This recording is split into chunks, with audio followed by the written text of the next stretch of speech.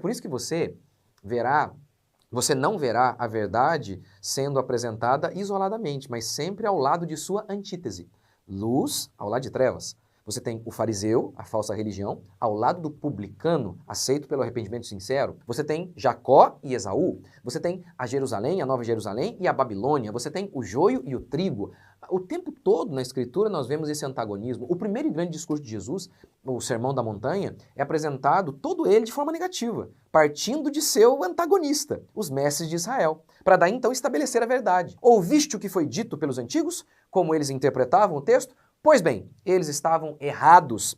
Eu, porém, vou dar a vocês a interpretação correta do texto. Jesus não podia ensinar o certo sem expor a interpretação errada dos falsos mestres? Claro que não, porque esse papinho de só pregar Jesus sem expor o erro não é pregar Jesus coisa nenhuma. Depois ele também falou, esse antagonismo, aqui agora também a questão da política, de pregar, tem que falar o tempo inteiro sobre política, sobre o marxismo cultural, e aí ele diz, o cara lá da esquerda, eu não posso, eu tenho que colocar esse cara lá da esquerda, que é ele, o cara lá da esquerda como meu inimigo e tal, mas veja bem, a esquerda não tem um terreno ali da esquerda que tenha comunhão conosco, defende o aborto, invasão de propriedade, Estado gigantesco, desarmamento, e mais do que isso, ela é uma ideologia, e toda ideologia é uma cosmovisão desenvolvida a parte da Escritura, logo é rebelde. E quando você fala assim, não, mas a esquerda fala um pouco sobre a ajuda ao pobre, não tem nada a ver o que a Escritura fala com o que a esquerda fala. Enfim, então com todo esse discurso, fica parecendo assim, que é apenas uma divergência que a gente tem ali com a esquerda. Não é, é água e óleo, não se mistura. A esquerda é um sistema de pensamento contrário ao cristianismo. E a parte final é do samaritano lá, que é o travesti. Mas Jesus está respondendo, nessa parábola, a um intérprete da lei que não queria saber a verdade, mas queria pôr à prova Jesus Cristo.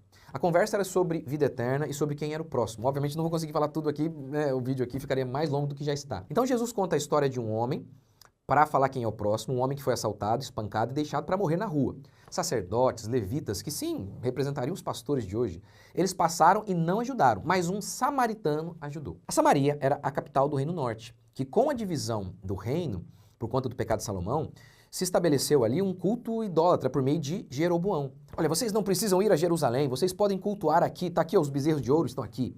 E assim, em Jerusalém estaria o culto verdadeiro, estabelecido por Deus, e em Samaria um culto falso, a falsa religião. Em Jerusalém a verdadeira religião e em Samaria a falsa. Sendo assim, como que muitos interpretam erroneamente essa parábola? Olha, aqui o que Jesus está dizendo é o seguinte, desde que você ame, não importa a sua religião. E é o que me parece na cabeça do Rubem Alves e também do Marcos e inclusive do Douglas ali, que também gostou da ilustração. Então, desde que você ame, não importa, mesmo que você seja um travesti, isso não importa, você está praticando a verdadeira religião. Essa parábola, então, ela é usada para dizer que o culto verdadeiro, que dogmas, que crenças não são importantes. A única coisa que de fato importa é fazer o bem.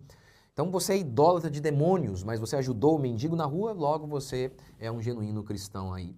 Você é o samaritano. Mas um texto, principalmente uma parábola, não pode ser interpretado à luz de uma ideologia, mas sim à luz de todo o restante da Escritura. Jesus não quis dizer que o samaritano era idólatra, era de uma falsa religião, mas que, já que ele amou, era isso então que importava e ele agradava a Deus. A idolatria é algo tão grave que Samaria, na capital do Reino Norte, o Reino do Norte foi completamente destruído pelos assírios por conta do seu falso culto. Então não sobrou quase nada. O lugar ficou tão deserto que o rei da Síria precisou trazer povos de outros lugares para povoar a terra. E veja, amar é de fato o cumprimento da lei, mas amar a Deus é o primeiro mandamento. E se você adora ídolos, você não está amando a Deus. Logo, Jesus não está dizendo que o samaritano tinha uma falsa religião, mas como ele ajudou o homem, era isso que importava.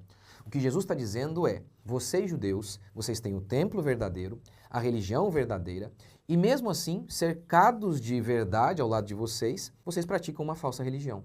Vocês são falsos. Agora, este samaritano, cercado de idolatria e de engano, tinha uma fé verdadeira, que é vista através do seu amor ao próximo. Do lugar que se esperava ter a fé verdadeira, não houve, com vocês não houve.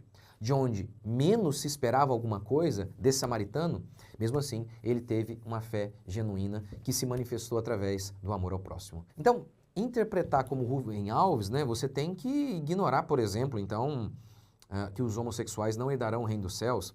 Você finge que esse texto não existe? Então, isso é completamente absurdo. Agora, o complicado de tudo isso, como na música, na minha opinião, é como que é meio dúbio. Se você